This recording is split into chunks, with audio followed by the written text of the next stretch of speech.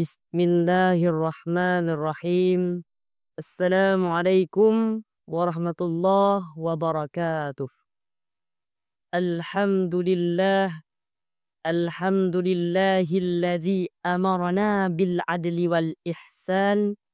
Wassalatu wassalamu ala sayyidina Muhammadin wa ala alihi wa sahbihi ajma'in, amma ba'. Nama saya Fajrul Awali, kelas 3 Pesantren Modern Misbahul Ulum. Ma'asyiral muslimin yang dirahmati Allah Subhanahu wa taala.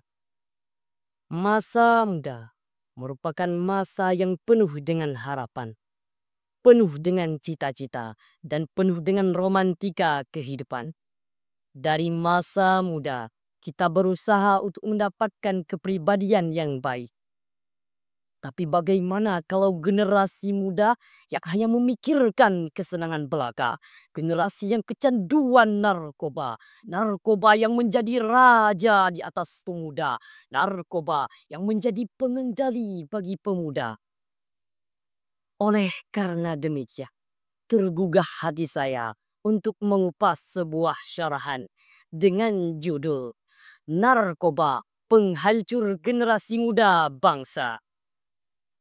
Ma'asyiral muslimin yang dirahmati Allah Subhanahu wa taala. Timbul pertanyaan, apa itu narkoba? Menurut Jacobus, narkoba adalah zat atau obat yang berasal dari tanaman atau bukan tanaman, baik sintetis ataupun semi sintetis, yang dapat menyebabkan ketergantungan bagi penggunanya. Kemudian, narkoba juga tergolong ke dalam jenis khamar. Khamar ialah jenis minuman yang dapat memabukkan dan dapat merusak tubuh manusia. Jelas Allah mengharamkan hal-hal yang demikian, seperti yang maktub dalam Al-Quran surah Al-Baqarah ayat 219. A'udzu billahi minasyaitonir rajim. Bismillahirrahmanirrahim.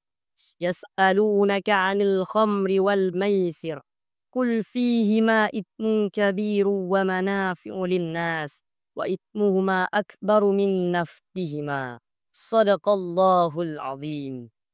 Yang artinya, mereka bertanya kepadamu tentang khamar dan judi. Katakanlah, keduanya terdapat dosa yang besar dan beberapa manfaat bagi manusia. Akan tetapi dosa keduanya lebih besar daripada manfaatnya. Maka dari itu, mari kita jauhi narkoba. Karena dosa memakai narkoba lebih besar daripada manfaatnya. Mari kita bahu-membahu untuk menghancurkan narkoba.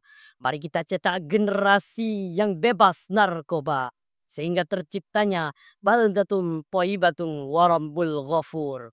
Amin amin ya rabbal alamin.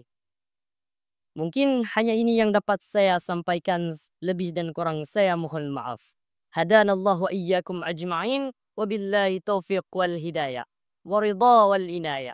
Wassalamualaikum warahmatullahi wabarakatuh.